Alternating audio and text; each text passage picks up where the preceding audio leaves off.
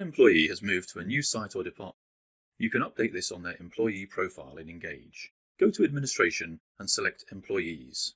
Search for the employee by name or ID number and click on their name to bring up the profile. Halfway down the page on the right-hand side, you can see a section for employee roles. Click on the Transfer link next to the current role. In the drop-down that appears, you can select the new department name. If the list is long, you can use the search function to shortlist the results. You should enter the start date in the new role. This field is required to complete the update. The calendar and FTE fields are optional. If you don't enter anything here, your company's default work pattern will apply. In most cases, this is Monday to Friday, but you can check the details in the Calendars tab. FTE stands for full-time equivalent.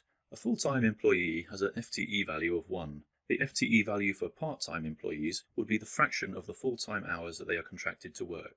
For example, if someone works 3 days per week, their FTE is 0.6. If you're unsure, you can leave this blank. Click Update to complete your transfer.